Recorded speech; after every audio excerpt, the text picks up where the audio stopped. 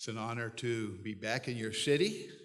It's a very unusual thing for a city to invite me back after I have already alienated some of their best leaders. But Gina is obviously a risk taker, and I thank you for that, Gina. Hopefully, I won't repeat too much of what I said last time. Gina said we need to keep moving ahead here. The last time I was with you, we talked about toxic charity. What makes our service to those in need? What makes it a negative influence rather than positive? And so I want to frame a bit of our time here about moving forward. There's a slide that we have. There we go. Moving from individual to community and moving from betterment to development. Betterment is improving conditions.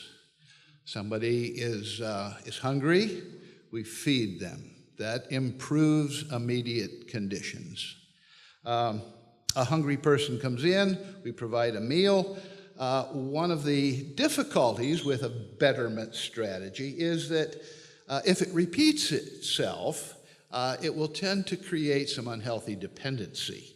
And any of us who have been doing service of this sort recognize that. And so there's a limitation to how much we can do in betterment activities without beginning to do harm. And so at some point we see a person becoming perhaps a little dependent, and so we say, this guy needs a job.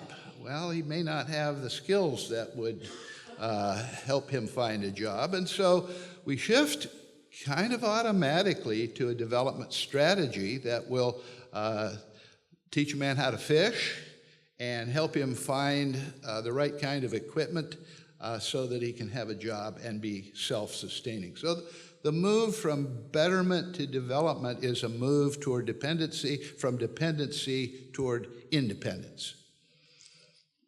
Does it take too long to figure out that many of those in need live in under-resourced communities? And so even when we're trying to help, folks go home to some negative environment which can undo some of the benefits that we have hoped would make him independent. And so it's a rather typical response. We say this is a community in need. We need to get a grant to enable this community to become healthier. We need to improve conditions in this community. That grant will help. But if we go back to those foundations again and say, we need another grant to keep these programs going, it won't be very long before we hear a little concern about we're becoming a little dependent. And so, again, if it's a community effort, even if it's a betterment effort, it can lead to dependency. And so a part of our strategy is to move from betterment to development. And that is true for a community as well. And so using that fishing analogy, we get a grant to restore fish in the pond. The resources have been depleted, but that doesn't last.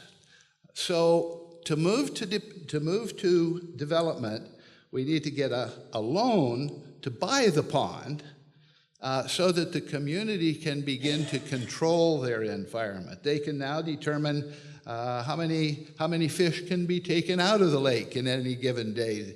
They've got some control over that. They may even hire some experts to tell them what fish grow best in that lake. Maybe even create a fishing cannery that would create jobs.